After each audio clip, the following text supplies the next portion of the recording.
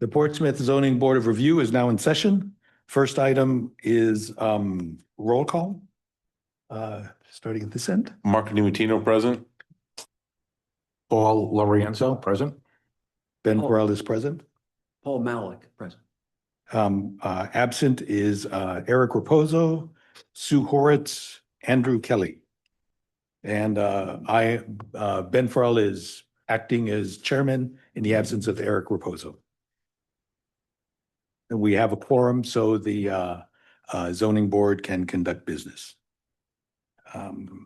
First item on the agenda is approval of minutes for the meeting of 19 February 2026. Mr. Chairman, I would move to approve the minutes from last month as is. Second. We have a motion and a second. All in favor? Aye. Aye. All opposed? None. 19 February 2026 minutes are approved. Next item on the agenda is an administrative review that doesn't require any action by the board. Property at 138 Sherwood Drive, Tax Assessor's map 46, lot 19, requested a dimensional variance to create a new lot. First piece of new business is Lauren Charbonneau, applicant and owner at 150 Rhode Island Boulevard, Tax Assessor's map 4, lot 145. Ms. Charbonneau, can you come up to the podium? State your name and address for the record, please. Lauren Charbonneau, 150 Rhode Island Boulevard. And you promise to tell the truth? I do. Very good. Tell us what you'd like to do. I would like to keep my chicken coop. It is within my backyard, my fenced-in yard, but it does not have room for the 50-foot requirement that it currently has. So where it's sitting, it is about 4 feet and 5 feet, I believe, from the property lines on the side and back. What do you do with the chicken coop? Oh, so I have 7 hens, and I just have eggs for myself, my family, and actually some neighbors in the neighborhood enjoy them as well. Do you also have roosters? No roosters, just 7 hens. Okay. Does anyone have any questions? How long has the chicken coop been there? Since June. Of last year? Yes. And did you decide that you were going to place it there and somewhere else? What were your considerations of placement? Of course. So in my backyard, I have an above ground pool, a swing set. I have a concrete patio. So just where I actually had space available, that was kind of the only spot that was available. And the concern of the neighbor relative to the possibility that rats could come and evade what you feed your chickens. When you installed the chicken coop, did you place wire? Yeah, so there, yep. So there's 3 feet of wire buried under, just about 6 inches under. So it goes 4 feet out, and then that's surrounding the entire coop. And I have not seen any rats personally. Everything is covered. The food and water is raised off the ground. The food itself is stored on the back side of the coop is where the nesting boxes are. So the food is stored in there, which is locked in a sealed container. Are you at all concerned for the safety of your chickens because of the possibility of a coyote or coyotes? I am not. I don't think that coyotes can get in there at all with the chicken wire that's, again, surrounding, so they wouldn't be able to dig under. It deters them from that. I've had chickens before at a previous home. Again, Portsmouth, of course, has coyotes, but no, there's no evidence of them, trying to hop my fence to get to the chickens. I have neighbors in the neighborhood that also have chickens that have not had any issue with coyotes. Do you know the height of the fence along Islington? I believe that is a 4-foot fence. 4 feet. Thank you very much. Welcome. Any other questions? None? Thank you, ma'am. Thank you. Do we have any abutters or interested parties who'd like to speak? Ma'am, please come up to the podium, state your name and address for the record. Good evening, Eileen Polina of 97 Islington Avenue on behalf of Brett Polina as well. Thank you for your time tonight and the opportunity to speak. We are the closest abutting neighbor to the coop, which is as far away from the applicant's household and as close to ours on Islington Avenue.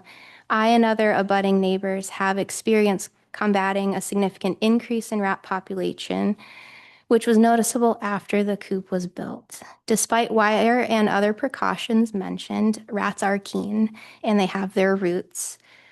Other key concern points include a runoff onto Islington, which is known for having pitch issues with stagnant water and noise from the coop. The technician's statement supports why the aforementioned reasons are problematic by reporting that the coop is under the number of feet from lot lines and wouldn't fall within the 50 feet limitation anywhere on the property. These restrictions are in place for a reason, and tonight I provided 10 abutting neighbor signatures with their rejection for this variance, which we urge you not to approve. I'm also happy to answer any questions you may have since I am the closest abutting neighbor. Thank you. Ma'am, are you the home, maybe that's to the north of the chicken coop? Yes, so in this photo, I am to the right, just out of view. Directly across from the coop is my property line, which is right in line with the coop. Where on that picture is your house? Right across the street from the coop. What color is your house? It's not pictured in the photo, but it's gray. So that's how close I really am, since you can't even see it in the photo. What's the distance between the coop and your house? I haven't measured it personally. But it would be the width of the road plus easements? Do you have any rough estimate? Well, the width of the road is accurate, I would say. So probably the width of this room, if not less, from my property line and the sewer drain on Islington. In your opening statement, you said you were the closest abutting owner, but I don't know if that's actually true in light of the fact that I see an open lot in the back owned by someone else, and I see a house close to the coop on the same block. Okay, stand corrected. I'm one of the closest abutting neighbors. I didn't quite understand the comment about the impact the coop has on the water that runs in the street. Can you? Yes, so there's a history of pitch issues on Islington specifically. A few years ago, within the last decade, there's been issues with drainage and a lot of construction occurred, and there's pitch, and there's always a very large puddle right in front of the sewer drain that's between myself and that corner lot. So when the rain falls and debris is let into the street and it sits and is stagnant and it settles. So it's not an appropriate, or it's not an ideal location for the coop, being so close to the street. If it were a bigger property, as is in the law that we researched, it's out of place. I don't think it should be so close to a sewer drain either. I would just like to make a comment that Ms. Horitz has joined the meeting, as has Mr. Kelly. No worries. Happy to have you.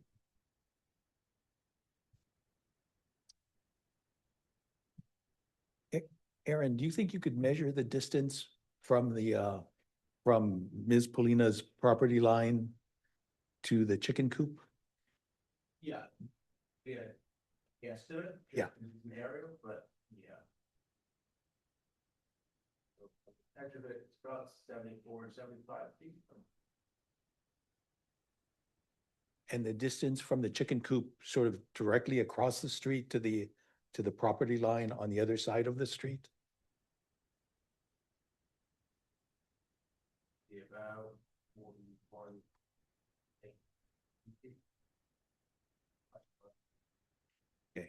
Thank you, sir.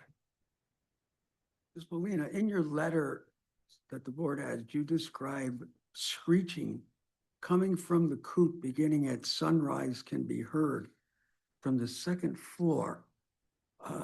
Earlier, the petitioner said there is no rooster. So can you help us understand this screeching? Oh, that you're hearing, yes, I hear chickens screeching. but no rooster? No. But there's chicken noises that sound like screeching to me.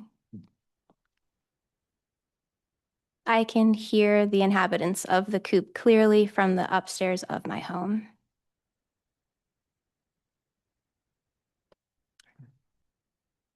Does anyone else have any questions?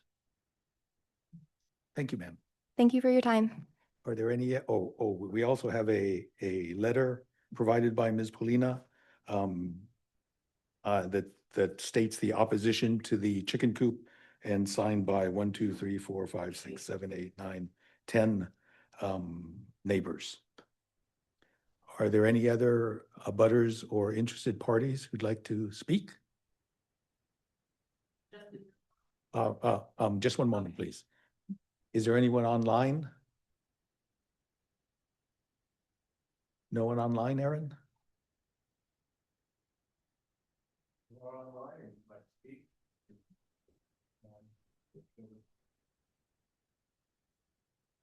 Signatures.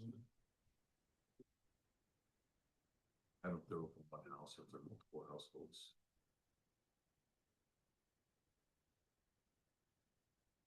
No one online, sir? Okay, so this will close public comment. The applicant, ma'am, would you like to speak again? Please. Thank you. So I also submitted a paper and I just asked my three neighbors. So the house that was in question that is directly across the street from the chicken coop, that is Mr. Boyd. I had asked him if there was any issue, if he had any problems. He had no issue at all, happy to sign. I only asked the three neighboring properties just because I didn't think that I actually was going to have any opposition. So that's my own fault. But I asked also the neighbor behind whose other property line is the garden area. That is Mr. Cabral. He also had no issue, no problem with where the coop was. He was happy with it. And then my additional neighbor who is on the left side of my backyard. So those are the three signatures that I have in favor of the chicken coop. And then I did also just want to comment the water runoff, just so you can kind of see where the water congregates. You can kind of see it in the road. That's where there's rainwater. But my property is higher than the street, so there's no runoff. The coop is covered, so there's no rain in the coop, so there's nothing running off from that. And then we live in Common Fence Point. There are rats and coyotes. It's marsh, it's wetlands. I have not seen any in my yard. I have not had a single dead rat. I have not had any neighbors complain to me. I'm actually very surprised that there were additional signatures opposing it. I actually, before I even put the coop in, had spoken with this neighbor, Eileen's husband, because I was moving garden beds to a different location in my yard to that kind of back left corner of my house. So yeah, it's actually up from right from the back of the house, that left corner, there's like a little zig. Yeah, right in there. But the garden beds were originally where the coop currently sits. So I had moved the garden beds and I had a conversation with him saying, I I plan on putting a coop here. He's like, oh, that sounds great. He's like, we love fresh eggs. From that conversation, I honestly didn't think there was going to be any problem. Again, they are all hens. There's no roosters, so it's no louder than birds chirping in the morning. I actually think the birds chirping are louder than my hens, in my personal opinion. But I just kind of wanted to touch on those couple points. Okay. Thank you. Anyone have any questions for Ms. Charbonneau? Sorry. I have one. Is there another place in your yard you can place this? So in all honesty, there's not. The only thing that I could potentially do is I could move it maybe 5-10 feet to the left, but still on that same, so just closer to where the pool is.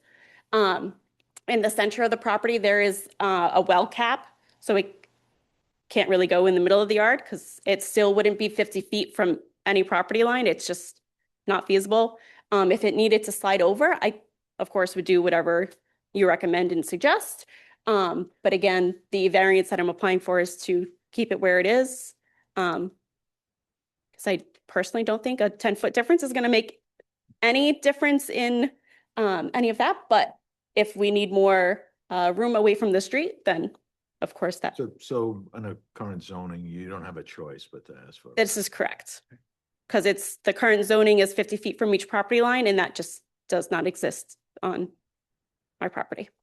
And I have a bigger property than most in common fence, but there's not 50 feet I'd anywhere. like to suggest a condition for folks to think about. Could we put up the line drawing of the property?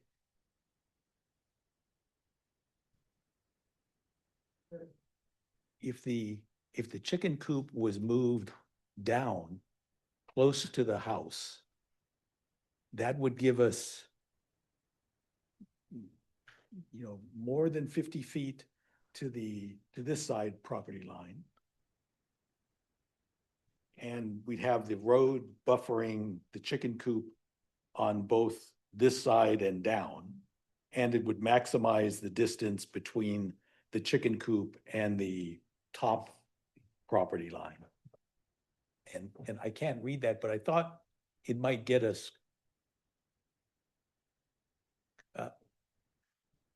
Yeah, so right in that top right corner, I believe is where you're like sliding it closer to the house.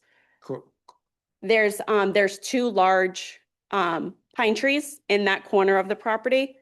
I mean, they're huge. There is a little bit of space between the patio and the tree. But I'm not sure how ideal of a placement that is. But it would get it further from the back property line, but not so much from the street property line. Correct. If I look at the, perhaps the intent of the zoning rule Yes. was to give 50 feet between, in this case, a chicken coop and someone else's property line. Yes. So if the chicken coop on this drawing moved down to where that 33 feet is, kind of snugged in among your trees, that would give us 50 feet from this side. Yes. I It would understand. give us a bunch of feet from the top. I'm not quite sure how many. So it would definitely give distance from that back property line. Again, there's no house on that property line. It's just a garden from street to street. Correct. But it would give additional distance. I understand what you're saying, to the neighbor who is, Correct. And as I go to the street, that gives us a buffer of the street width plus easements on either side, which may get us close to a 50-foot box around this chicken coop. But the way the chicken coop is placed now, it's sort of yeah, it's right on the line. it's probably the best case for you because it's kind of out of the way. Yeah, Doesn't and take up yard space. yeah, it's I honestly don't mind it in the yard. I do have 2 young kids, but it was honestly just the best place that I at the time thought, again, with speaking with the neighbors at the time of putting it in, that it wasn't an issue. So I had not considered other options at that point.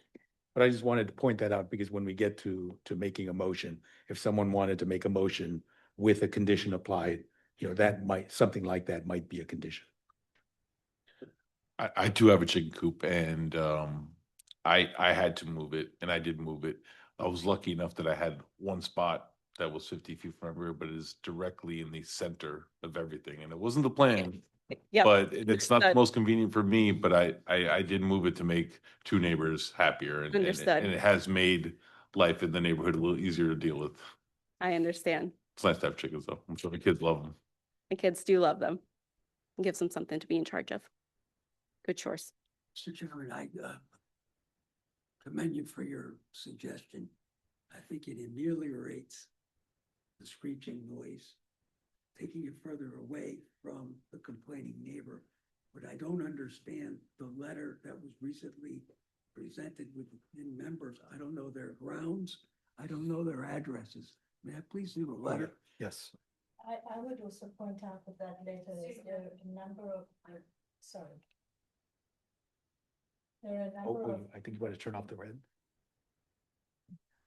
okay, it's been a long day. There are a number of two people staying in the same property, so Thank you. that kind of reduces the number of people who's up, object. Oh, yeah, I see what you're saying. 114 Islington, But I can certainly understand neighbors not wanting 115, 106, yeah. a sound that they don't have to put up with. May I ask one question? Because I have not seen the list of neighbors who had signed that, which is fine. I'm just curious where they are because it is a 200-foot abutters that I had to send the letters to. So I'm just curious how close those neighbors are to the chicken coop. Oh, absolutely. Yeah, thank you. Lauren, just because I have the same concerns you have, I'm going to read it out loud. Okay, That thank way you. You'll get it, okay? To the town of Portsmouth, subject to budding neighbor opposition for chicken coop at 150 Rhode Island Boulevard. Dear town officials, as abutting neighbors, we write to express our opposition for the presence of a chicken coop located at 150 Rhode Island Boulevard in Portsmouth, Rhode Island. There are many objections to the coop's existence on the property. It is not well maintained, attracts rodents, contributes to waste runoff and health concerns, is disruptive, and greatly under the 50 feet requirements for a property line. It is not a necessity and therefore should not be approved for the aforementioned reasons. It reflects the homeowner's disregard for neighbors and irresponsible property use. Please find below names, addresses, and signatures of abutting neighbors who all wish to affirm their opposition. Name Karen Roberts, Karen Roberts, 106 Islington Avenue. Alan Berry and Kathy Berry, 114 Islington Avenue. Lisa Keshmura, 105 Islington Avenue. Paula Connolly, 170 Rhode Island. Brett Polina, 97 Islington. Eileen Polina, 97 Islington. Kayla Desmond, 115 Islington, with Sean Desmond, 115 Islington. Dave Roberts, 106 Islington. Thank you for your attention in this matter. You had mentioned, Lauren, that before you installed, you had checked with some of the neighbors about location and I did. so on. Did you talk to any of these people? I talked to the complainant who is here, Eileen, and I actually talked to her husband. And I had talked to the neighbor directly behind me, who, again, the same signatures that I received. So Mr. Cabral, and then I talked to Scott Boyd, who is directly across the street from the chicken coop. But none of the names listed there. I kind of just went the immediate surrounding area Yep. versus, up and down the street, if that makes sense. Okay.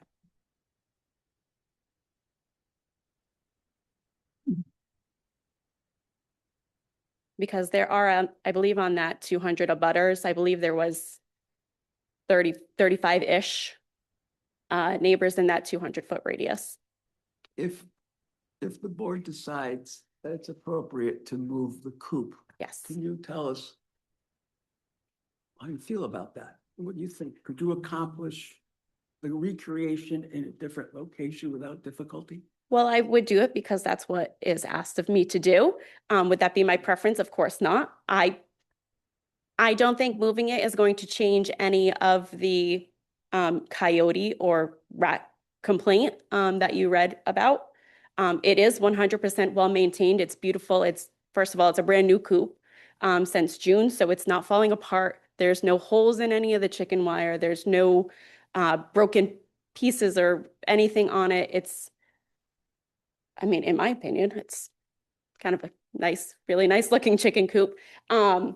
There's dirt around it, but that's just from the install. I leveled the ground and of course had to dig to put the chicken wire down underneath. So there's just not grass growing around it. Other than that, I mean, I think it's in great shape and well maintained. I clean their coop as often as it needs to be, which there's no smell, there's no anything that I would agree that relocation would help with diminishing the screeching noise that the neighbor has. Yes or no? I don't know that answer. To me, the chickens, I don't hear a screeching sound. They're hens. They don't really screech. It sounds like birds. It's the same thing as hearing birds in the morning to me. So to me, it's kind of the same thing. You either hear the birds in the morning or a dog barking of somebody letting their dog out early, or the hens. But of course, if you recommend that I move it, I certainly would. Thank you. Thank you. Get them free range a little bit in the yard, or do they stay in the? No, they don't. I also have a dog, so just to avoid he's a 2-year-old golden, so avoid him having any ideas. They do stay in their coop and in their run. I'd like to point out to the board, some of these people on here aren't within the 200-foot abutters. I don't know, I'm trying to see which ones are, but some of them are not. And I'm just going through the list, just so you guys know that. And that's really who gets notified, people Right, within 200 feet. Thank you. Does anyone else have any questions for Ms. Charbonneau? Thank you, ma'am. Thank you. Appreciate your time. Does the do board members have would like any discussion, or would someone like to make a motion? I have a question. Yes, sir. Before I proceed, so for my own comfort. As you know, I'm a second alternate, so thank God for Marco. We have started, and then some of the members came in. And I don't know of whose role to play. I can participate, I can ask questions, but I can't vote, given the fact that there are 5 of you here. So at this point, I just need to be clear if I'm voting or not, or what's going on. I'm happy to help with that. I was going to point this out as well. The 2 members that came in after the testimony started should omit, should abstain from the vote on this, because they were not present for the whole testimony. So therefore, you do have a role as second alternate, now 4th member, Thank you. at least for this particular matter. Thank you very much. So voting on this item will be Mr. Malik, myself, Mr. Lorenzo, and Matino. DiMartino. Can I ask a question? Yes, sir. So if this was not approved, this request was not approved, they're not able to come back here for a year? Is that how this works? That's correct. So would it be better to table it and see if the owner can work something out with the neighbors relocating it? I'm just asking for that thought, rather than. Well, excuse me, ma'am. A public comment is closed now? Yes. For one more, since a third party was mentioned, my husband, who is actually on Zoom and available to contribute. Well, the chairman asked if anybody else had comments. Yeah, public comment is closed. Correct. So if the dimensional variance is not approved, then the applicant would have to get rid of the chicken coop. Yeah. And wouldn't be able to keep it there for a year or to work anything out. The chicken coop would have to go in the length of time that, whatever specified to get rid of it. And I was gonna ask Aaron, is there a notice of violation that drove this, or is there a clock ticking? Yeah, the notice of violation was sent, and she reached out to the office and that she wished to file variance, which stopped the block on the violation. So that's why we're. So I believe our options are to deny the request for the variance, and then the chicken coop goes. Approve the request for the variance without condition, and then it gets to stay where it is, or approve the variance with conditions, in which case, some activity may need to take place to satisfy the condition.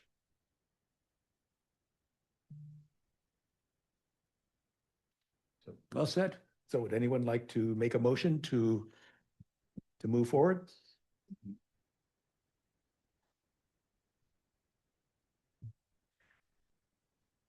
Somebody's gonna have an opinion. Am I able to do it, or, okay, Could we talk a little bit more of what we think before we make a motion? oh, absolutely, I absolutely. think that's important And the because, chair can certainly poll the voting members of the committee to get a sense of their leaning at this point, if that's Yeah. helpful. Oh, excellent, I didn't know we could do that. I would approve with condition. Okay, I would also approve with condition. Mr. Lorientis? It depend, I would approve with conditions, depending on what the conditions are. I mean, right. The conditions for me would be making the people who are offended by the chicken coop happy. Because I don't think anything was ever worked out with these people, and it's a surprise. That's, I don't know if that's possible. yeah, I'm much in the same boat. I think there's ways that we can kind of mitigate. It's terrible. She doesn't have a property big enough to fit exactly, but we do have rights as Portsmouth residents to have chickens.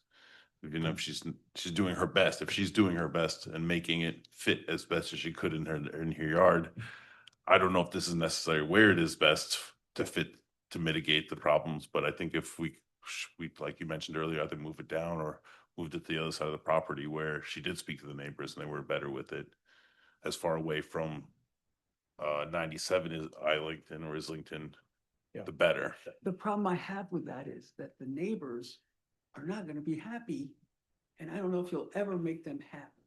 Are you able to get them to modify is the critical issue. And certain locations are better than others, I agree. But a lot of the reasoning for the opposition is, you're never gonna make us happy.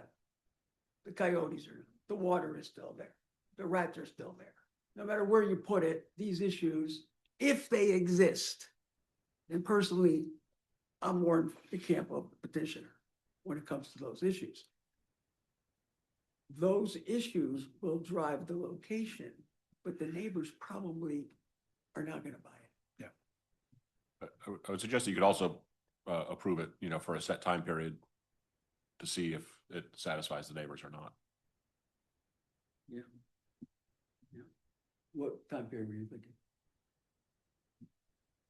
I don't know what's reasonable. I don't know enough about chickens, but Yeah. a year, It- something like year? that.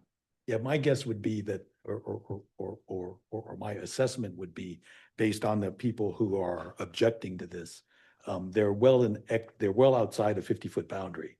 So even if this lot was big enough to have a chicken coop 50 feet from the boundary, neighbors wouldn't like it.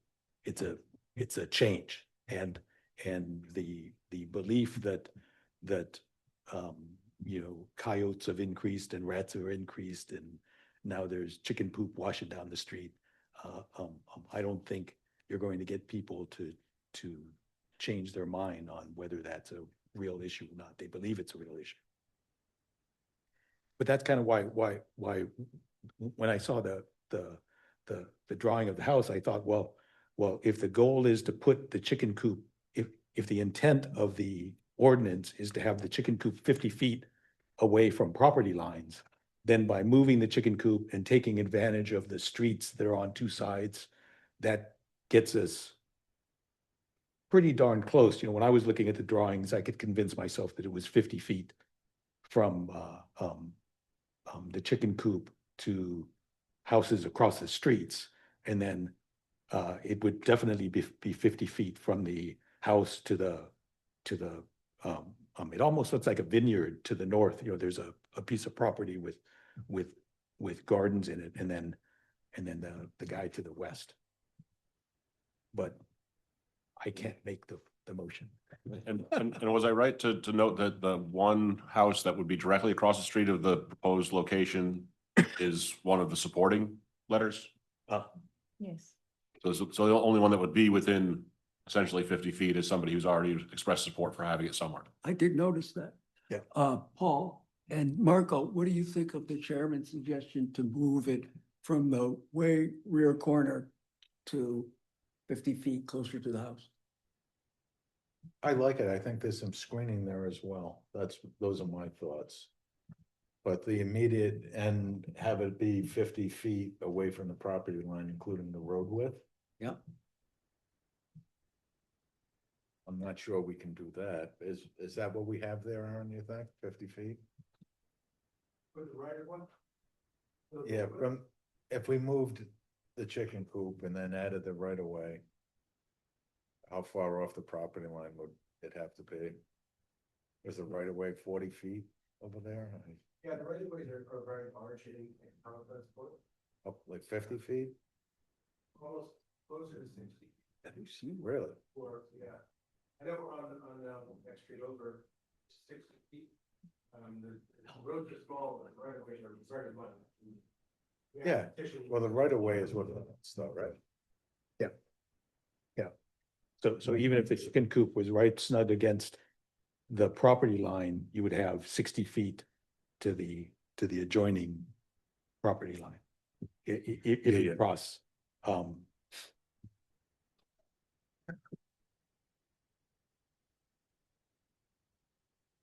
Don't look at me, keep going. if you cross, easement, road, easement, and then you get to the property line that's across the street. So that seemed to cover us in two directions. And then heading that way, you know, the way we're looking at it that way, it's, you know, over 100 feet to the Yeah, adjoining property line. I kind of like that proposal myself, but Then you can make it. yeah, how do you describe it without you here? I mean, without. Can you write it down? Give me a note, Oh, please? yeah. Did you see any legal merit in what our legal counsel suggested about a time frame of a year in other words, make a decision conditioned not only on the relocation, but put a time frame to see if it's all working out with everybody? What's your discussion, please? Thank you. So it was basically, you know, put a year or whatever time frame you think is reasonable, see how it goes, and then maybe make modifications if it's necessary based upon the complaints at the time. Do you mean leave it where it is? And No, move it Yeah. and see if it works out. See if everybody can Circle live back with in a it. year. A year. No comments from the audience.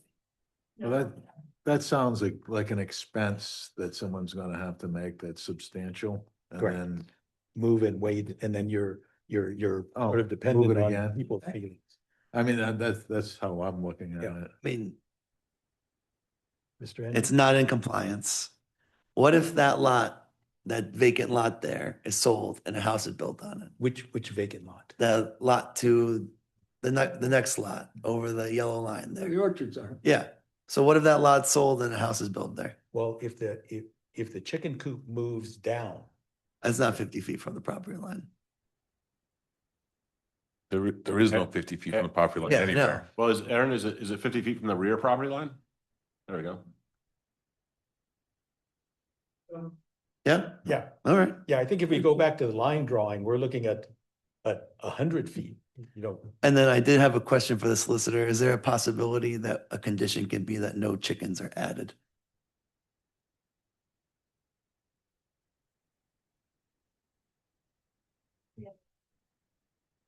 We do have limits, but I don't think you can impose a limit like that in exchange for the approval. I know a court did in Island Park, but that was a court, so I'm just asking. I would assume we could have a, well, I shouldn't. If you say we can. Yeah, there's I mean, I guess it is related. There's sort of a funny legal principle when it comes to this stuff that you can't sort of extract concessions that are not directly related to the relief that you're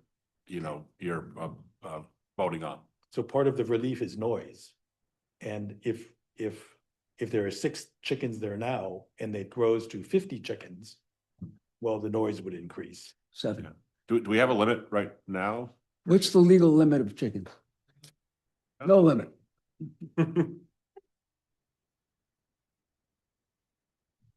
I believe petitioner said there were 7, that's. Oh, okay. Yeah, They have a condition that you can't increase it to more than 7. Yeah, that you can't increase the size of the coop. I think that's a good idea.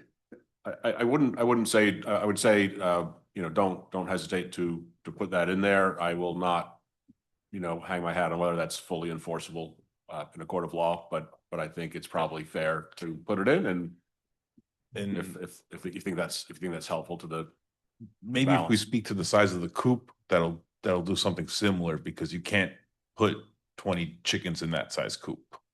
So if the coop stays the same size, you can't get more than 10, 12 chickens in that coop. I think we have Do we know that? Okay. images of it. It's Okay. yeah, it looks, I don't know, maybe. I think the run is 16.5, but the coop itself is probably. And perhaps if the applicant had to provide the current dimensions as part of the condition, Mhm. then that gets recorded.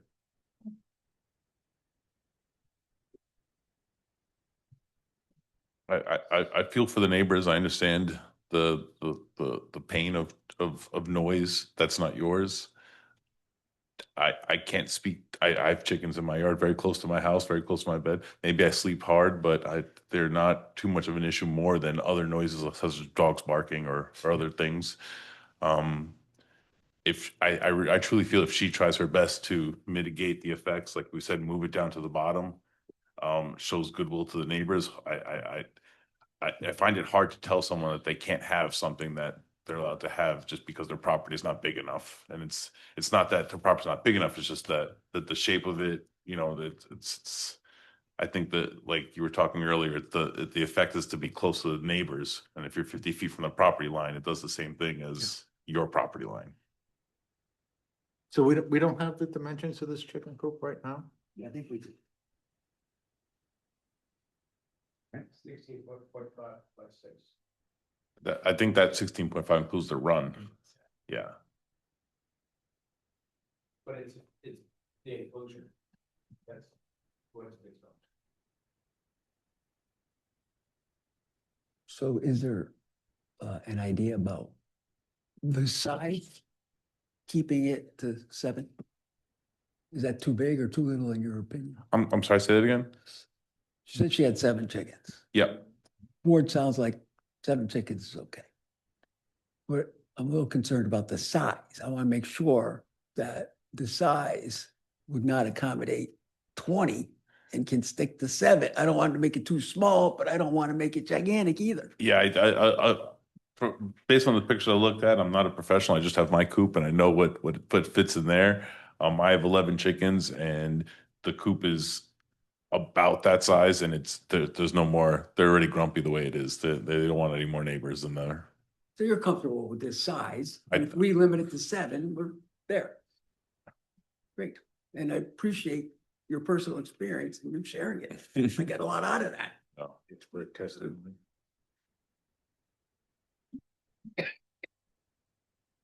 So I think we're looking to move it to the bottom, limit the size to what it currently is. Is that specifically the chickens or the size of the coop? Both. And how do we make describe this. That's, Okay, We we, make a motion to describe how far away from the property line. so, That is what the question is at hand. yeah, so we could say that, that the conditions are, 7 chickens maximum. That the current chicken coop dimensions can't increase.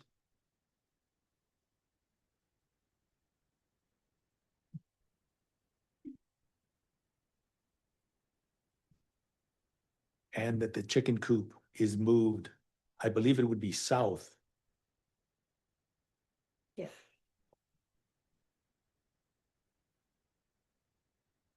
And how do we describe where it has to I go? would say it's 10 feet off the fence, 5 feet off the fence, because they still have to be able to access that fence. So 10 feet allows lawn mowers and things to move around. Could it be centered between the house and the fence? Because they have to get to the house too. Yeah, yeah. Because they have 33 feet, 16 and a half. That's 8 on each side then.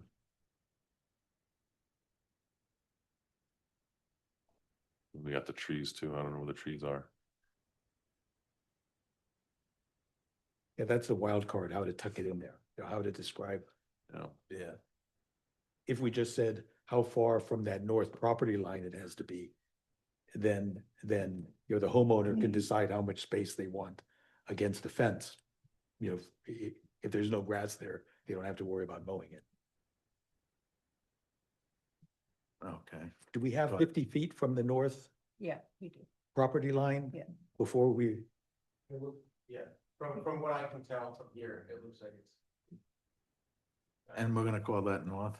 I don't see an arrow on here. This is north, see the finger pointing, that is north. This street runs north, that's south, that's Correct. east. Correct. and west. so we're moving the chicken coop south Yes. 50, so that we have 50 feet between the chicken coop and the north property line. Yeah, it goes past that. Well, it would be as simple as that though, right? So, and we're gonna say which side of the lot it's on as well. Which is Islington? Is that how we say that? Islington. Islington?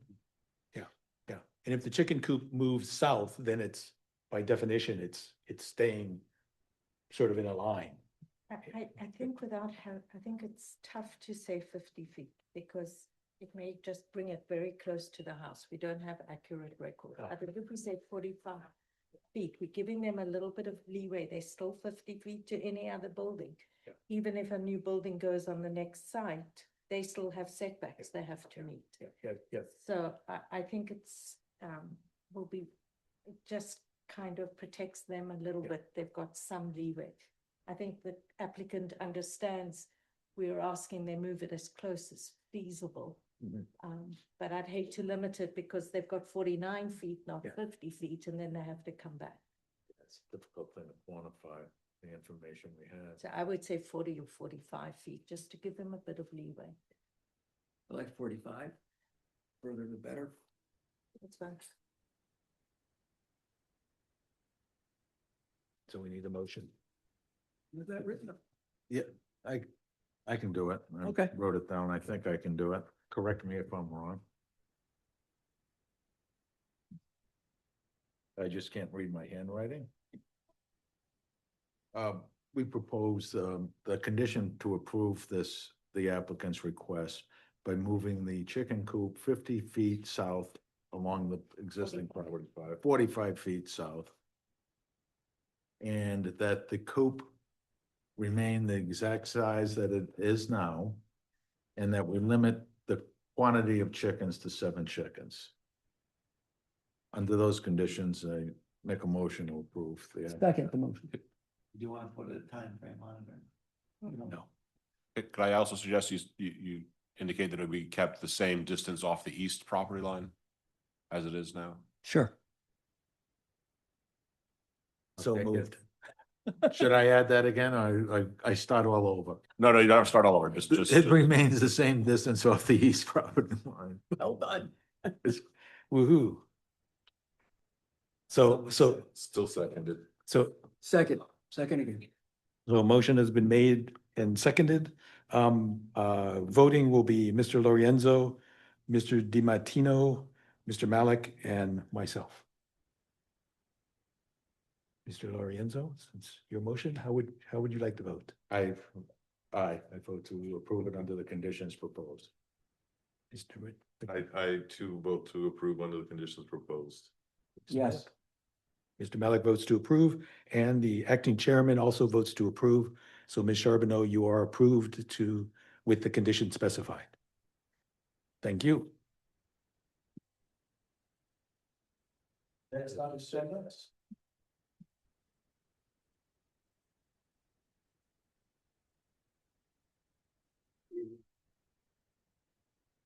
Cort Chappell is applicant for Richard and Catherine Homan, owns the property at 364 Narragansett Avenue on Prudence Island.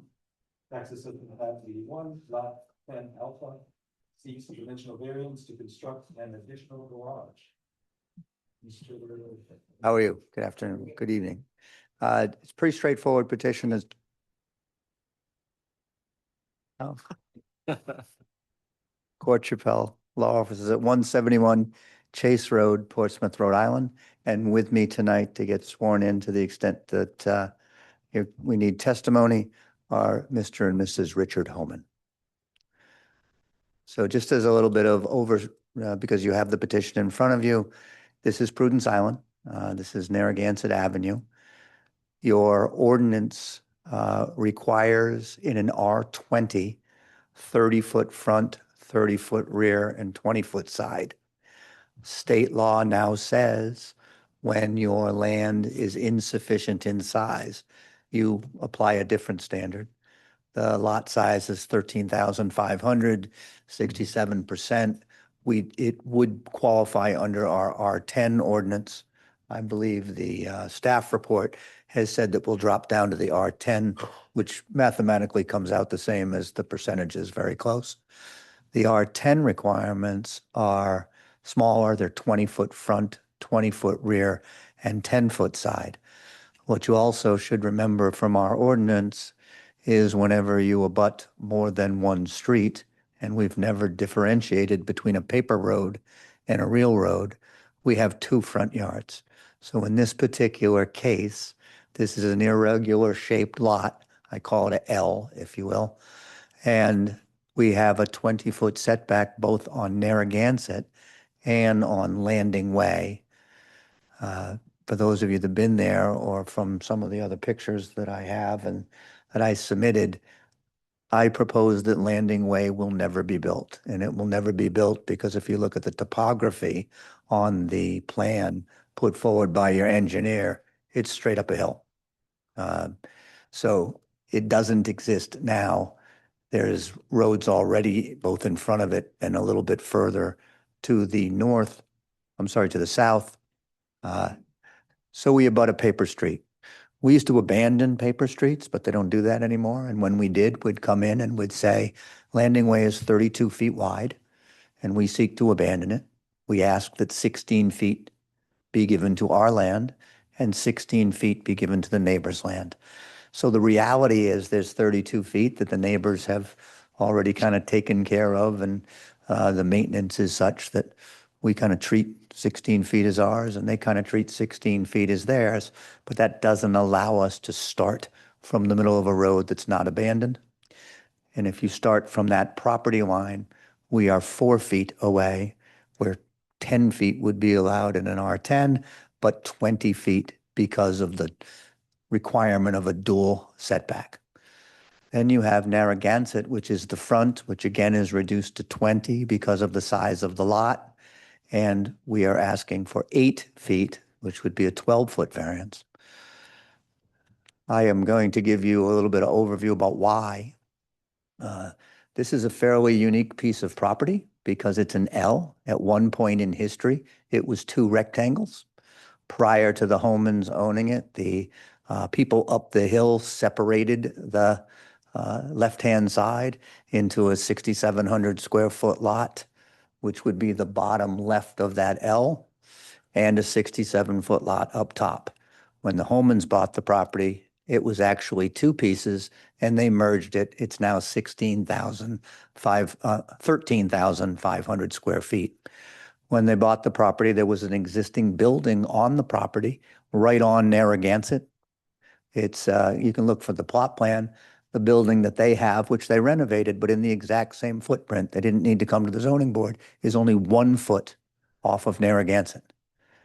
Despite the fact that it's 1 foot off of Narragansett, it's 11 feet off of the macadam because there's 10 feet between the property line and between where the macadam of Narragansett starts.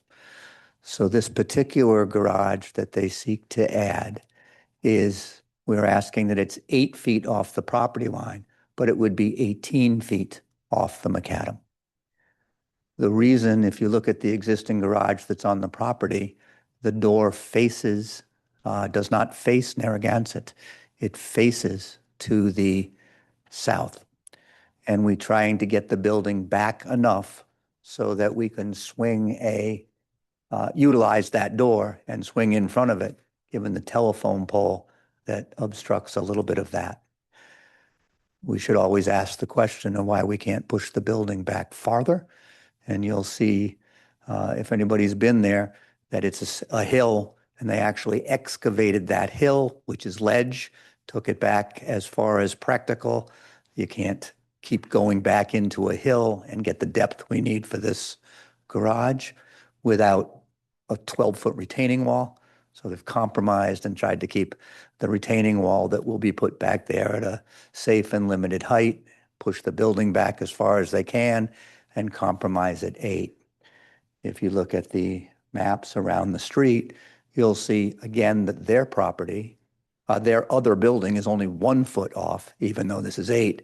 The neighbor's property immediately to the north, a property called the Museum, is actually on the streets right away, and the deck's on the right away. And it's just the nature in some cases of Prudence Island. There's also a bit of your ordinance that says if the neighbor to my right is 10 feet and the neighbor to my left is 5 feet, I can split that difference. But because the neighbor to the south faces a different street, they actually have a setback there. So you don't get the benefit of averages because that one isn't small. The Homans own the piece of property, both pieces of property now, both houses to the west. Their son also owns the property to the east. There are no garages in the Homans' home. There are no garages in the home they own next to them. And there are no garages at their son's house.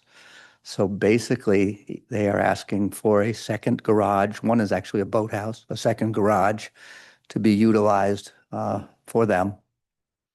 But the needs are based on the fact that they own both of those houses side by side. Those of you that read an agenda back in September would know that we came in asking for a much taller building that was an apartment over it. Let me tell you how that happened. This is a fairly unique piece of property in that it has a boathouse on it. What it doesn't have on it is a house. And it's pre-existing non-condition, I guess. But as you know, if I have a vacant lot in the middle of town, I cannot apply for a garage generally because I can only have an accessory structure on a lot that's on, it must be accessory to a house. We allow that when the house abuts it, when you have a second piece of land that abuts it. So what I had told them to do is, it's easier just to build a house on it, and now it becomes conforming because you had a lot that just had an accessory, and now you have that. And it made sense, and they're just going to put an apartment, whether they needed it or not, over the garage because their lawyer wanted to make it easier. When the neighbors looked at it, they voiced to us that the height of the building was the problem because there was a second floor.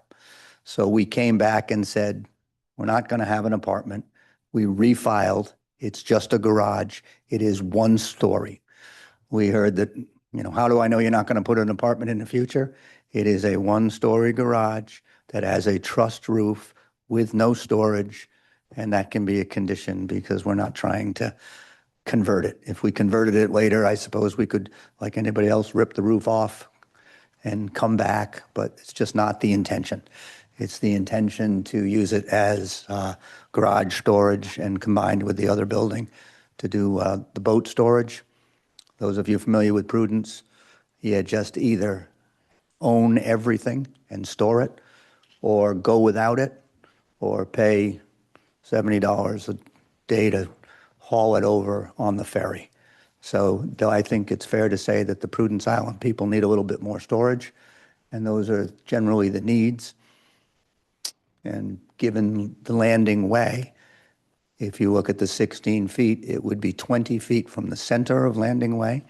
And if you added the other 16 feet, it would be 46 feet from the neighbor's property line. And then their house is set back as well. So if you look at the pictures, it wouldn't, this isn't going to end up with two houses 8 feet apart because you're 4 feet from the property line, and so is my neighbor. We have that separation. And as again to Narragansett, it is fitting in the neighborhood because it's further away than our own building, our neighbor's building, and 3 or 4 buildings on the immediate part of the street, but not the immediate neighbor to our north. And with that said, Clarify for me, because I was always under the impression you couldn't have just the garage on a lot. That's what I thought, but you saying because they own the neighboring property as a residential home, they are allowed to do that. yeah, and I told Aaron that I would say this, but I believe you should do this. Throughout town, there's a number of places where they have allowed a budding neighboring lot to have an accessory. But everything since about 2010, when the zoning board grants it, they put a condition that that lot can't be sold separately. Because if you sell it separately, now it's a lot with 2 garages and could be used commercially, and that's not what we do. So there's a condition when you have a building permit on the lot that abuts another lot, that for now I can have that accessory because I'm really having both. I've chosen not to merge the two because the town gets more taxes and I reserve my right to, have my child have a house there someday. But you should put a condition on those, in my opinion, that that's not sold separately. Now, if they come back and they apply and knock down the boathouse and put a building there, it's just a legitimate lot. Again, it's 13,500 square feet, so it certainly has the functional ability to have a house on that lot. Less likely to happen with these 2 buildings because you'd have to knock one down as a practical matter.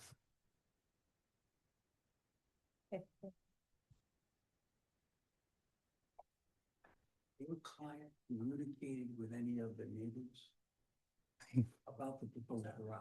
Yes.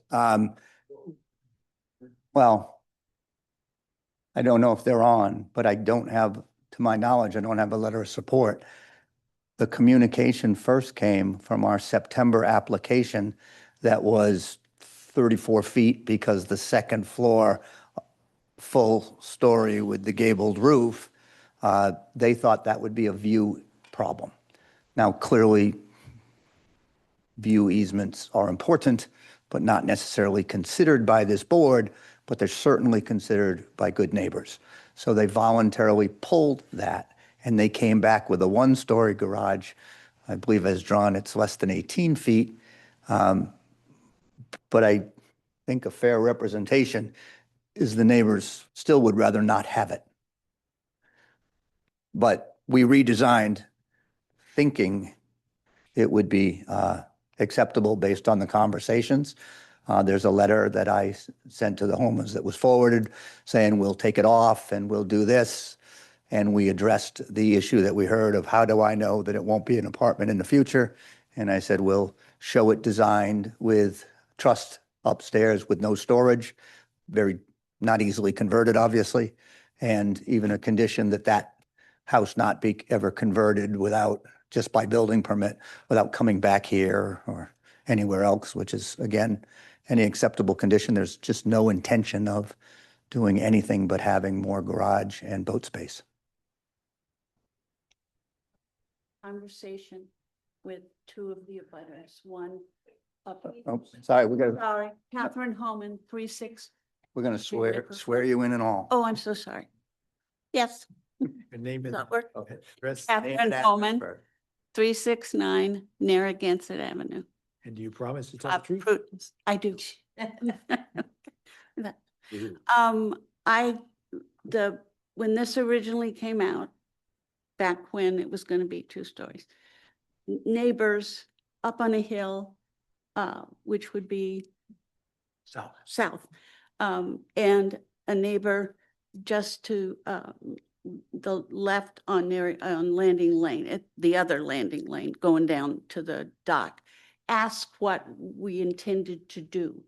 And I told them what we intended to do, and they never questioned it, never said anything else, so. We did. But the one neighbor that One did. questioned height, Yes. can you identify where they are? They are to the south of the property we're talking about, but Landing Lane is in the middle between us.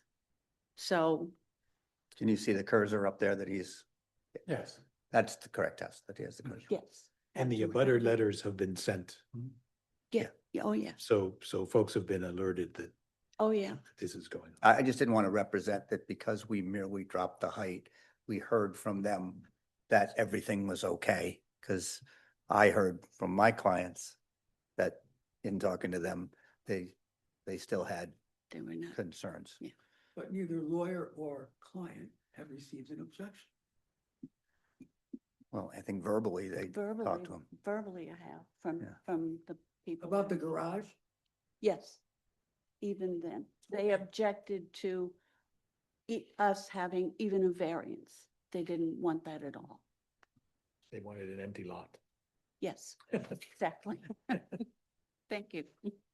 And you can see at one point, if you draw that line straight down, that rectangle that this is going on was a separate lot. And absent us merging, it would have been a 4,200 square foot lot, 67 by 75, that they say isn't capable of a building. And most people in Common Fence Point say you could have 2 houses on that if you try hard enough. So, so unfortunately, anywhere else on that lot, due to topography, you cannot put a garage. Will the garage be wired and plumbed? It will not Cannot be be plumbed. plumbed. It will be wired. Very good. Originally, there was, on your drawing, you This means- saw a septic and a septic tank. That's when it was a house, of course. It won't become my summer home.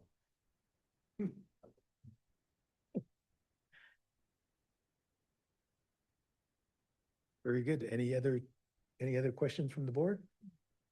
Mr. or, Aaron, who gets to vote on this one? Okay. Very good. Are there any abutters or interested parties who'd like to speak? Sir, please come up to the podium, state your name and address for the record. First of all, thank you for letting me be here. My name's Eric Crane. My wife is Jennifer Kulik. Yes, I'm getting there. We live at 073 Governor Payne. She's online and she would like to speak first.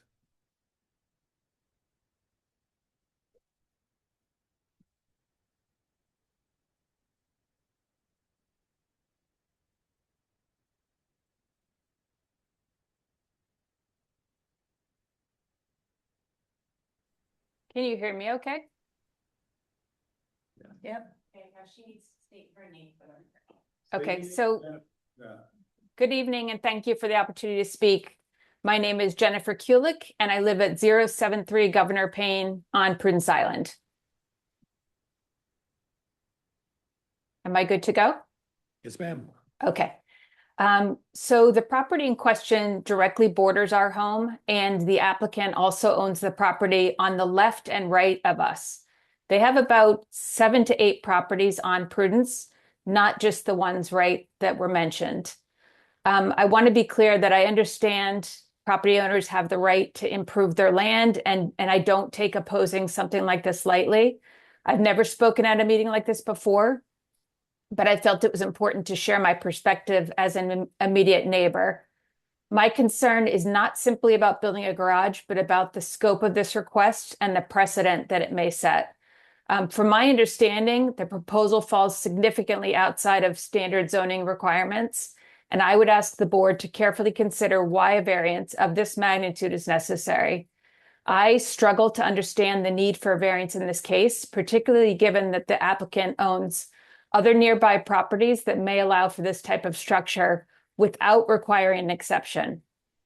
They actually recently converted a garage into a home. So you can understand why we would be concerned that they may change their mind in the future. I'm concerned about the long-term impact. Once a variance is granted, it may be difficult to limit how a structure evolves over time. Based on prior experiences with these immediate neighbors, I do have concerns about how future changes might be handled and how this could impact our property. At a minimum, I would ask the board to consider placing clear conditions or limitations on any approval so that what's approved today remains consistent with what is ultimately built and used. Thanks. Thank you very much. Anyone on the board have any questions? No. Thank you. All right, thank you. Can we bring up the parcel map of the property? Yeah, can we bring up the parcel map of the property, please? And I have some things that I'd like to pass out. I don't know how to properly do that. Do I need to approach somebody in particular, or should I?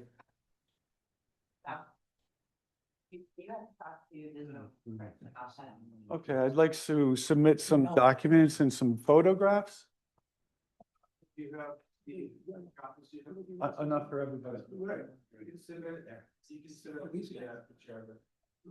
Oh, I don't have pictures, I don't have copies of the pictures for everyone, but I do have pictures that I'd like to submit.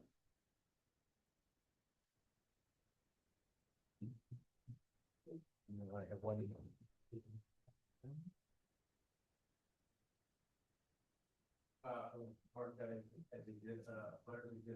Get to.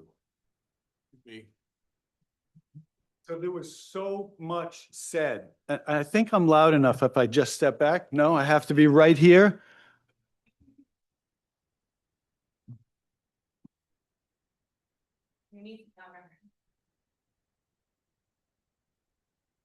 So, thank you again. I think it's very interesting and very fun to play the game. Like, if this lot went straight down and wasn't an L, then we'd be stuck with this. I like that Landing Lane is not a road, will never be a road because of the topography of it. It is a right of way. It is a way that people on the island access Governor Payne, Narragansett, the lighthouse, the emergency dock, the beach. It's not a road. It's never been a road. No one thinks it's a road. So to call it Landing Way and to think that, oh, if it was a road and now it isn't a road, we could split it down the middle and split it between the two. And if we did that, then we wouldn't have as much of a variance request as we do now. I love that they're living in the what if this, what if that, and what if this? Because that's not the reality. What if we were back in 2010 when the board used to let you do that? I think that's what he said earlier, 2010. They used to let you do whatever he was talking about. Well, it's not 2010, and they probably did away with that for a reason.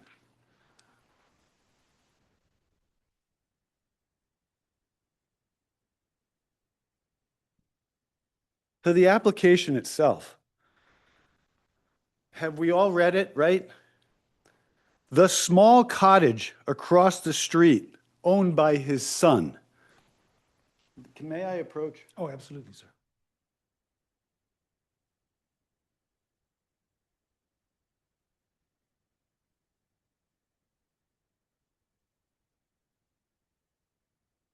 The point of this photograph is to show everybody that if we passed it around the room and I said, find the cottage across the street, we would all point to the same house. It's not theirs. It's the big gray giant house that is in the application as described as, in the second sentence, the small cottage across the street owned by his son. I submit and suggest that it's disingenuous.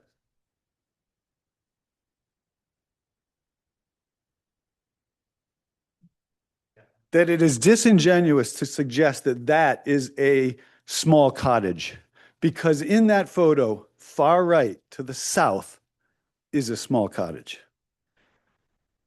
And we just went through a whole thing about who was complaining about building it. I just want to make sure that everyone knows I never submitted anything against the prior building. I had every intention of appearing here as I did today, but I never talked to anybody about that building. I passed out that little, it's not, obviously, it's not to scale, right? What you have in front of you, where it says Homan, Homan undeveloped, right of way, subject property, boat. And then it says Narragansett, Governor Payne. Everybody have that? So 073 is my house, our house, Jen and my house. You'll see in front of that, to the east, it has a G on it. That's what they're calling the boathouse. And they're saying that it faces south. I believe that was the testimony, that the entrance isn't on Narragansett. It's facing south. It's right there. Across the street from that, and you'll see on my drawing, is the small cottage that they labeled. And you can see that there's a G there. May I approach again? Oh, yes.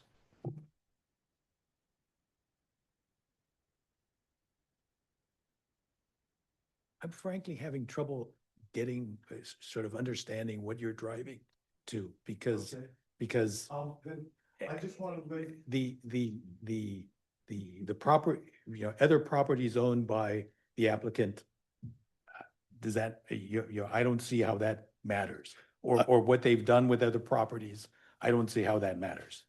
So I'll continue with this photograph.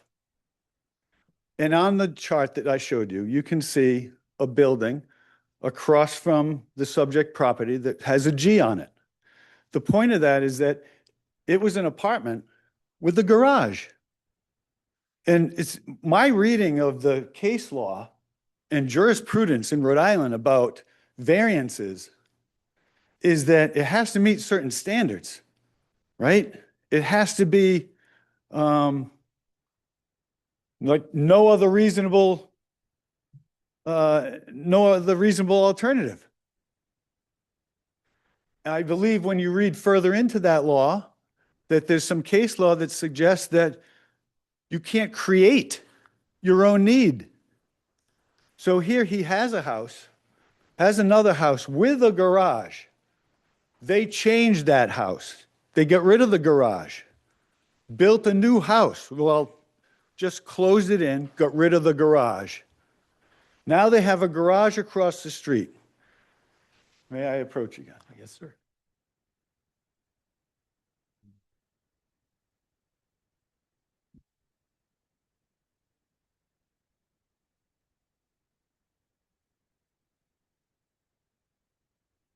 That picture that I just showed you is the entrance to his garage. The entrance on Narragansett Ave. Not the south end, on Narragansett Ave. That's that picture right there. And they just stood here and told you that one of the reasons why they have to have that garage over here is because of the access to this garage over there. Minimal, right? Has to be minimal. He's asking for 2 variances, not 5 feet, not 1 foot, not 7 feet, 12 and 16 feet. And they want to call it, oh, but it's up against a paper way, a paper road. It's never going to exist. It's a right of way. It's a way to get from here to there for everyone else on the island. They've already excavated dangerously close to it right now in preparation for this. Is part of your objection that they're going to limit or eliminate the right of way? No, I'm trying to stick strictly with what the law requires. And that when you want a variance, you have to meet reasonable requested standards. Like, it has to be minimal and it has to be necessary for the reasonable enjoyment of the property. And if you were to deny this petition, it would result in more than a mere inconvenience. This is the definition of a mere inconvenience. With the chart that I gave you, to the left side of the paper, north side of the island, is a property that is identified as Homan undeveloped. They want a garage, put them up there. No variance required. They own vacant land without a variance required. If they want to put a garage, put a garage. They already got rid of one garage. They're using this other property, which I believe that L-shaped property at one point was commercially zoned. I believe it was commercially zoned. And I believe that they changed it into the boathouse. So they're creating this need, which I believe under this present jurisprudence in Rhode Island, you're not allowed to do that. You can't create your own need and then ask for variances. He has a garage. He has another garage. The top of that property that he was talking about, he bought that property. It's right next door to mine. It's on the south side, and you can see the little G there. There's a garage.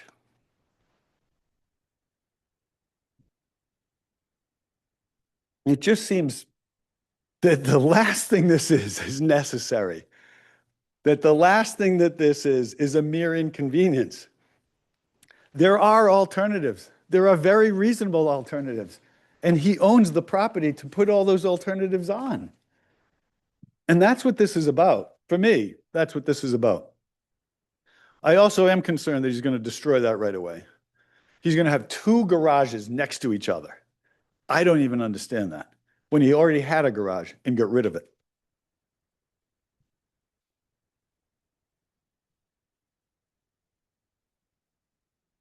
Very good. Does anyone have any questions for the witness?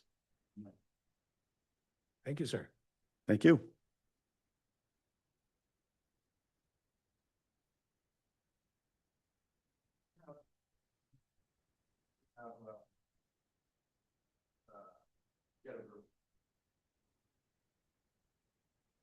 And a butter and, Yeah. oh, then can we hear from her before going to Mr. Chappell?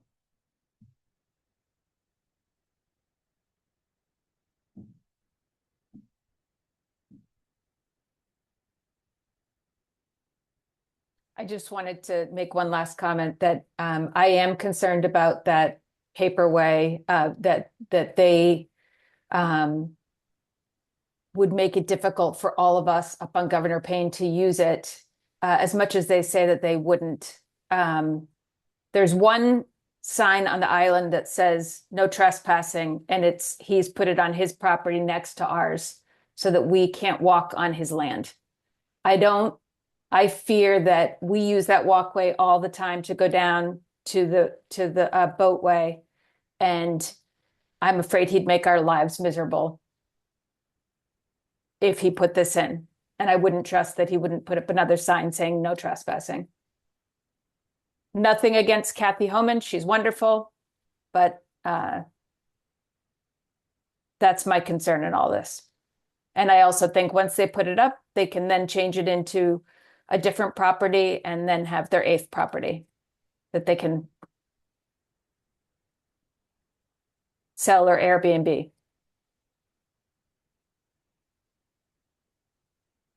Anyone have any questions for the witness? Thank you, ma'am. Thank you. Just gonna address a couple of things. That seem crazy, but first of all, the existing garage that's on the property has no water, has no bathroom, has no plumbing, and it's certainly going to have an apartment above it. It is just a garage. The garage was built because there was a pre-existing foundation on a building, so they were allowed to put it in that place. What I told you was that that garage was 1 foot off Narragansett. And what I told you was there was a garage door facing south. How he tells me that's not true, I'm a little puzzled. This is the garage. Then you can walk. I can talk now. This is the. No, you need the microphone for it. Let me give you. Thank you for that.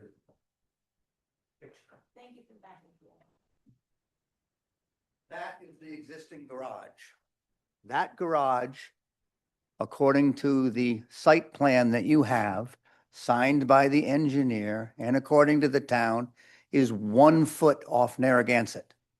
Now you can see in that picture that the road that runs parallel to it is Narragansett. And you can see that much greater than 1 foot is that 10 or 11 feet that goes to the macadam. I believe that's exactly what the testimony was, and that's the picture. That garage faces south, and you'll see the telephone pole. And in order to enter it, you need to cut across this area where this garage is trying to go. That garage needs to be back off the road enough so that it doesn't create an alley where that door is not usable. That was part of the testimony. As to the current digging, that digging in preparation of this was because this board usually asks me the question, why can't you just push that further back? So I said, let's get in there, do some excavation, let's find out how much ledge is there, and let's find out just what it would be to push it back and cut it too far back into the hill. So they did that excavation.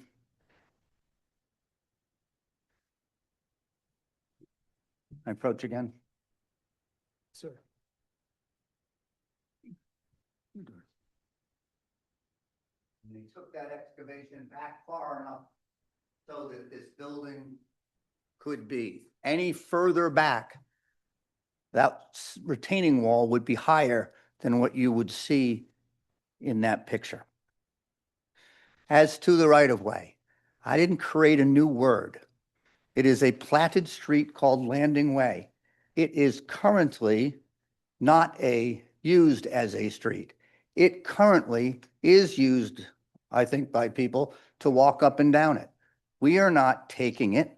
It's just not going to be a road. People walking up and down it, I think, are going to use the only practical way to walk up and down it, and that is an existing tiered set of steps that it's on the property. I can find a picture of that for you. Nothing we are doing is claiming the right-of-way. It was just offered to you exactly honestly, that usually we talk about 2 houses. If you have 4 feet to a property line, there's only 8 feet between them. In this case, there's a 32-foot paper road.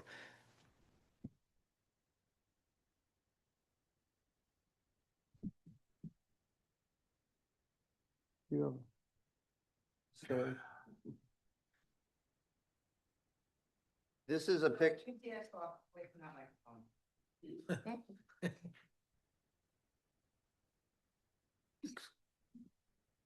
This is a picture. When I get back here, this is a picture standing on Narragansett looking west. The house to the left is the house on the other side of Landing Way. You'll see that Landing Way is got some trellises on it and a set of steps that comes down. All of this is on just the Homan property, 4 feet onto the property.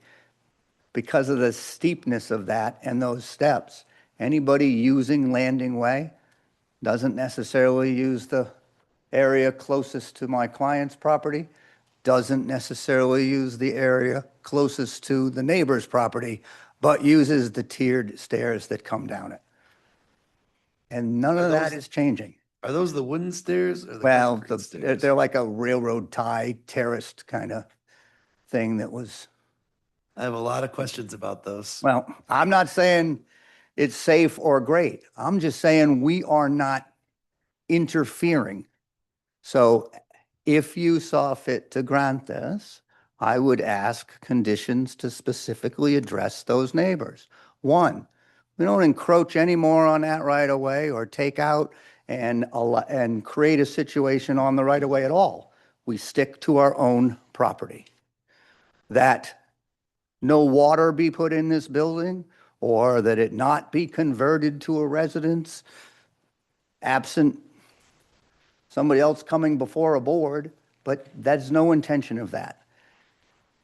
I think also you should put as a condition, and I think Aaron can speak on it, or certainly Gio, that it not be able to be sold separately.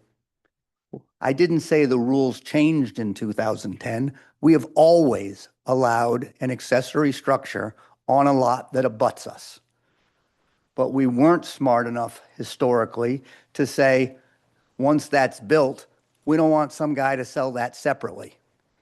When that happened in Common Fence Point, when I was a lawyer, certainly, but 15 or 20 years in, I believe around 2010, and I remember the name of the person that sold it, we then started saying that anybody gets a building permit on a lot that abuts your primary use, we're going to put a deed restriction on that it not be sold separately, so no guy bought it and all of a sudden had a garage.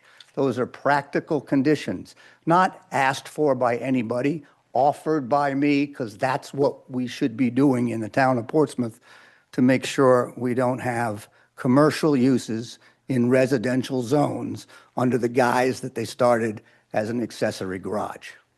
The vacant lot, I'm told, I'm sure we can pull up their vacant lot. But last I heard, my garage, I want next to my property. My boathouse, I want down the hill between my house and the dock. I do not want it up Narragansett, 10 minutes away by walking. That doesn't make, and I'm happy to pull up that vacant lot that they have. Do you know your? So clearly, the fact that I own a vacant lot someplace else, which by the way, under today's rules, doesn't abut another piece of my property with a house, so I couldn't put it there. So I don't mind winning, I don't mind losing, I mind being called a lot of things. Paul, do you know the distance between the new garage and the door of the existing garage? Do you know what that distance is approximately? The door on the existing garage, how far? Close is it gonna be?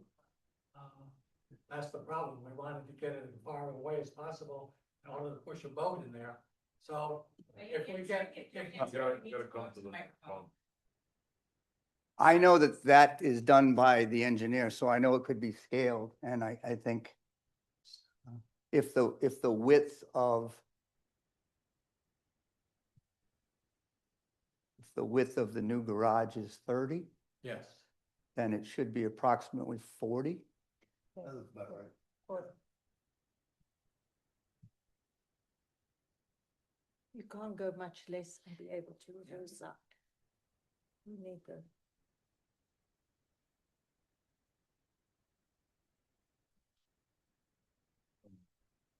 I'll finally say, I do know you have a positive staff report. I also note that the staff report calls for the standard that you need to apply. And the standard that you need to apply is not the hardship standard. This is not a use variance. This is a dimensional variance.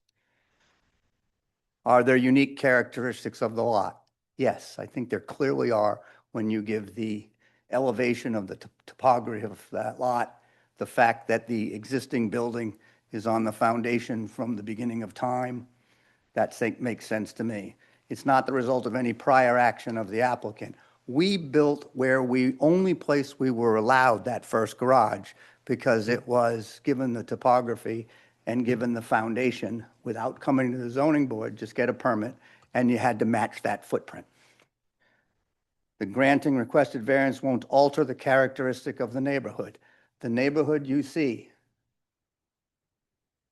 not very scaled on what he gave, because I showed you that picture that shows that that our property is 1 feet away, and the museum piece that he draws straight is clearly 6 feet closer to the road than ours. And all of the street that you see from the aerials, nobody has a 30-foot front yard setback or even a 20-foot front yard setback. This is actually bigger than the immediate area. And that does not change the character of it. The hardship suffered by the owner, if the dimensional variance is not granted, amounts to more than a mere inconvenience. Again, I believe Prudence Island requires some garage space, and if you say this is too much because you have one, there's no restriction in the town of Portsmouth for having 2 buildings. You can have a barn, you can have a garage, you can have a boathouse. And when you live on the water, a boathouse is practical and a garage is practical. And because of that, I think to deny him having the access for storage, given the fact that he has and is paying taxes on a 13,000 square foot lot that merely just has a boathouse on it now, seems to make sense. So I ask you to please vote favorably. Does anyone have any questions for Mr. Chappell? Sir, I'm going to close public comment now. He started and then I got to go and then he got to go again. I'm closing public comment. Could I just say, No, sir. Public comment is closed. seems highly unfair, doesn't it? Sir, it's the process. It's not intended to be a debating opportunity. It's. No, I know that. Each witness gets to come up and provide the facts that they wish to provide. The applicant gets to come and at the end and. Go twice. And respond to Yeah. anything that may have been brought up at that point, but that's the process Okay. that's always used. All right. Thank you, sir. Do we have any discussion among the board? I move that we grant the dimensional variance of 12.25 for the front feet for the front yard, 16.25 for the corner side yard in feet. For all the reasons listed in the dimensional variance. Help me out, Ben.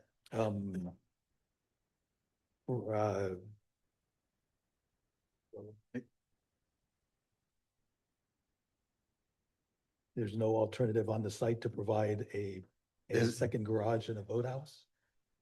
The hardship is due to the unique characteristic of the property. It's not the result of prior actions by the applicant. Granting the variance does not alter the general characteristics of the surrounding area, and the relief is the least relief necessary. Would anyone like to add the condition? Yeah, I was gonna, Okay, with the great. condition that no plumbing be installed for the garage, and that any conversion of the property into residential would have to come before a board, and that this lot not be sold separately from the abutting lot. A motion is made. Do I have a second? I second the motion. I'm sorry, just so I can be clear, did you say anything about the right of way? There's nothing. to No, say. but there's nothing really to say about it. Except for I have deep misgivings about liability to the town of Portsmouth as a taxpayer.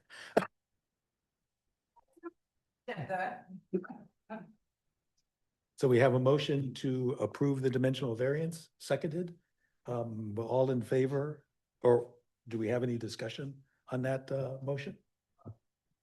Mr. Chairman, Yes, sir. that's by which part would be affected? Oh, my apologies. Which part would be? This would be the abutting residential house. Directly to the north, I believe. Is that correct? So the lot in question is tax assessor's map. To the north. The lot in question is tax assessor's map 81 lot 10A. It would be the house to the north. They own, you see the two houses to the, I believe it's the west, the west? East. Your prime, I want this should connect it to your prime.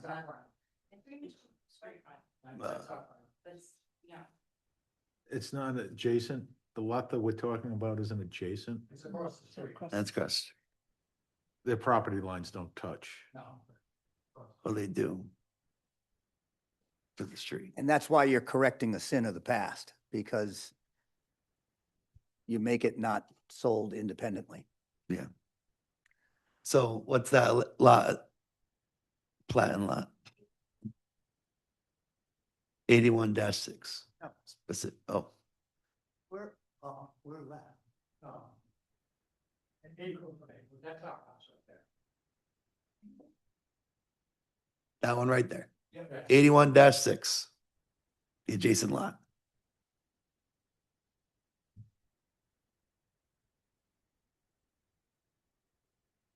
Did we answer your question, sir? Well, I have another question is, how do you make this enforceable? They could sell that house. How's it anyway? It's gonna be filed. with the- By the, what's there? It's gonna be filed with the home across the street? Would file it, in my opinion, would file it on this deed as well as the deed across the street. So the notation on the restriction will reference both lots, so that if a title search They're occurs, recorded that way. it'll be recorded, and if a title search occurs, it'll come up under both. We would deed parcel 1, the house, and parcel 2, this lot, from Catherine and Dick Homan to Catherine and Dick Homan, or Then it should trust be a if we're part of our doing it. decision. Yeah. And the motion does not include reference to the deed restriction. Yeah. Well, that's fair, you can expand, and I think That it- both the council and I were assuming that that's how that would run, but probably better to have that in the record. And it is, Right. But whenever I offer to put it on part of the record, I mean that we will do it right to record it. And in all of the other referenced ones from 2010, I it is a recorded genuinely deed. appreciate that. And I'm gonna say something in all due respect. There are a lot of lawyers in Rhode Island. So I think the thought would be to amend the motion to add with specificity that the condition will be documented through a recorded deed And of the record. land evidence record. In the land of the evidence, house. in the land evidence records, referencing both of the subject lots. and is I'm the happy second to lot amend the my full motion. L, or is it just the garage? It's the full L. Oh, well, because that's one lot. So do we need to say what you just said, or is it good enough I to think reference? if Heather got what I just said, I think we're okay. And then if the moving member agrees and the seconder agrees, I think we're in good shape. Certainly agree. I agree. Yeah. Very good. So, do we need to vote individually on this, or can I do all in favor, say aye? I think all in favor is fine. Okay, all in favor of this motion? Aye. All opposed? Aye also. Motion is passed. Mr. Homan, your dimensional variance is approved. Thank you. Thank you very much. Thank you. Yes, can we take a break? Sunset. 9 PM. Joe, I'll send you those deeds.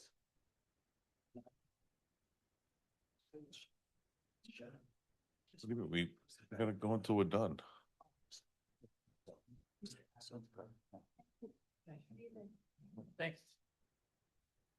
take a 5-minute break. Yeah, I think, or we're just gonna take a minute, Oh, good. let everyone stretch. Oh.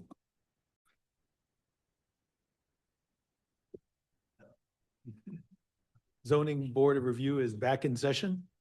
Next item on the agenda is Cort Chappell applicant for Michael Botello, owner of property located at 100 West Main Road, Tax Assessor's map 27, lot 33.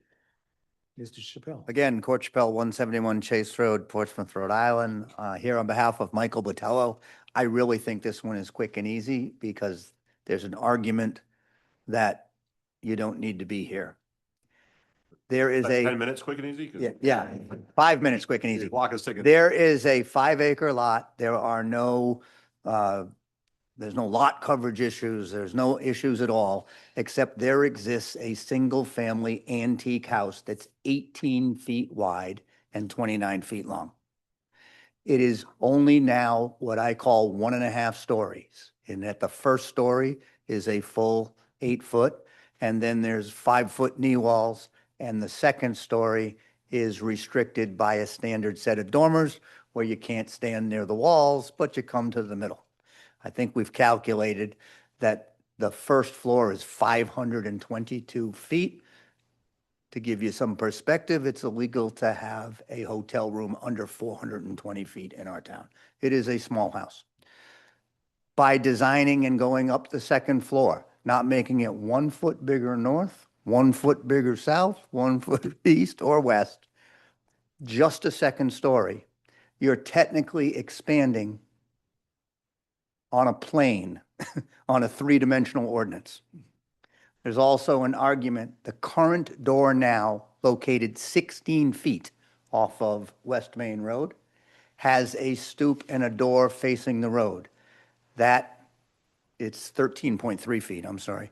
We're removing that door because the house is being redone and the door is going on the side, where no relief would be required. There's hundreds of feet to the property line. So we're actually taking it from 13.3 from the street to 16 feet from the street.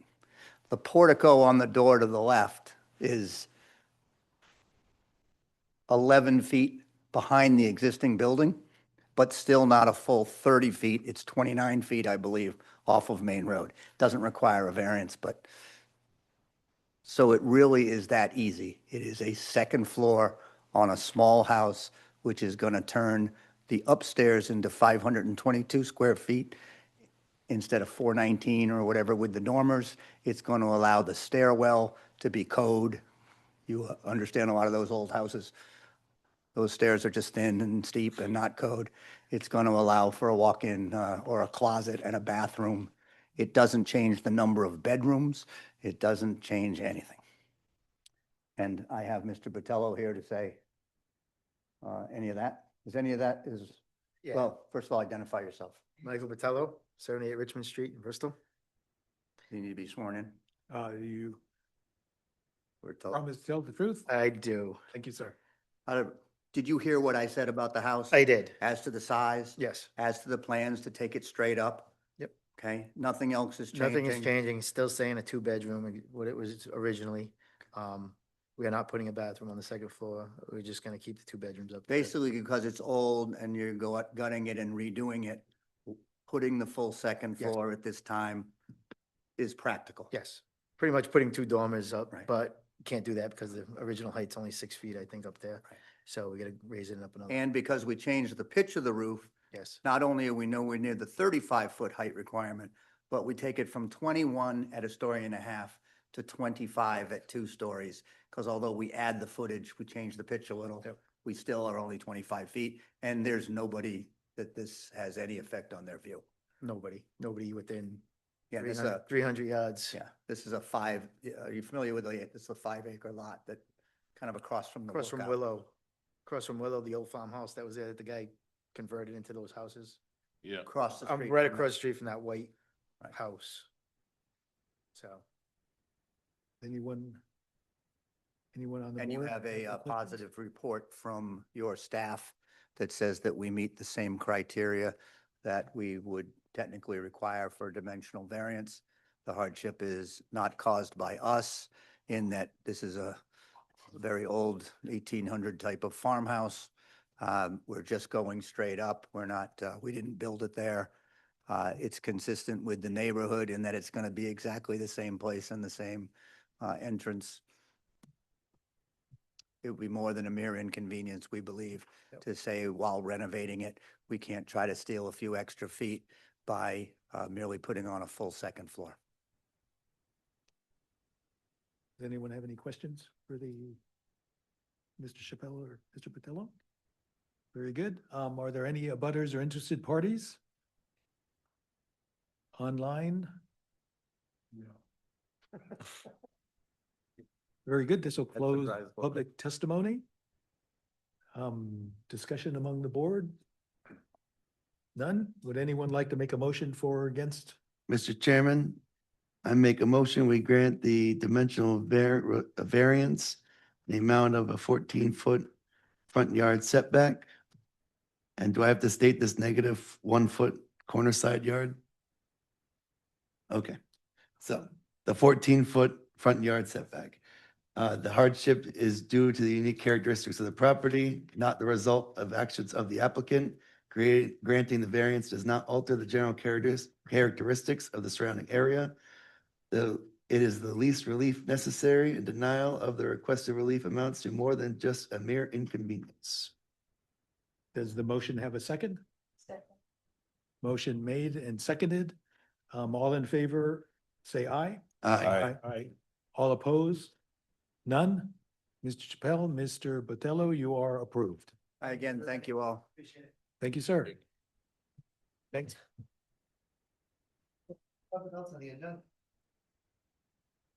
Discussion of Article 13, Section D. That Aaron. sounds like we're gonna get spanked. Really quick, this has to do with our current iteration of signing decisions. Currently, it's written by the solicitor, and then I have to ask Secretary Sue to come and meet me, or I'll meet her somewhere to sign these decisions. I would like to modify that. It's nowhere in our writing from the state, but I say that that is necessary. I would like to modify our process by which I could review them and sign them.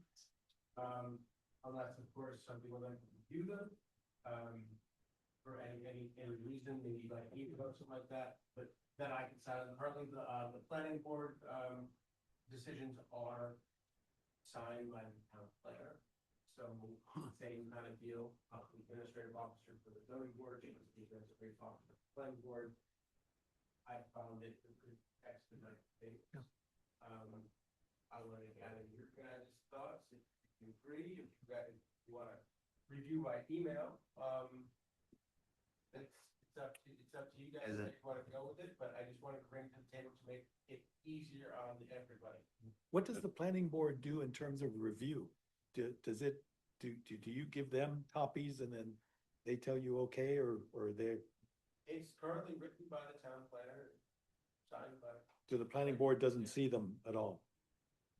No. Okay. My suggestion, Aaron and I talked about this a few weeks ago. My suggestion was that, perhaps he circulate them immediately prior to signing, to give everyone an opportunity to chime in whatever minimal time period to make any comments if you think there was an error, if you so choose. But I don't think as a practical matter, there would be a lot of feedback on these. And so better to keep the process moving along. The other thing I think, Aaron, and tell me if I'm wrong here, but I think we talked about authorizing him at the end of each meeting, at the end of each meeting at which you have made a decision that will then be written up, authorizing him to do that by a vote, just prior to adjourning, just so that there's a record saying that you've delegated that authority, not just now and generically in the future, but meeting by meeting, so that there's a clear record that a particular decision was authorized to be drafted and signed by Aaron. Okay. And we would do that after each decision or at the end of the meeting? The end of the meeting, sort of a wrap up, pre-adjournment, blanket vote, without objection, the chair asks to approve or authorize the delegation. We'll just put it as I could, yeah, I could just add it as an agenda, item authorization. Yeah. For the Yeah, yeah, if you could just tell us exactly what to say. It will actually just, you'll just read the line, it's like roll call. It'll just be like you read that line and everyone's, you see, the chair will say, are there any objections? Without objection, approved. Is there a motion to adjourn? And then you're done. We need to vote on anything or just? It's not in the charter or anything. Yep, not on the charter, not on our regs, not our. General laws. Perfect. And Left to the town to decide how they want to handle their decision. Yeah. And the good news is that if for any reason you don't like this, it's just a meeting by meeting basis. So if you decide you don't like the approach for whatever reason, then just don't vote on that at the next meeting. Okay. And this mirrors or matches what the planning board is doing. Yeah, for the most part. So we'll get collectively spanked if we've done something. Yeah, I don't get involved in planning board decisions. Okay. So I think that's the key difference there is that I don't get eyes on those. So I think this is actually a bit more, thorough if you want to put it that way. Do we need Not to that I'm vote on asking this for- or is this? Just says discussion on the agenda, so.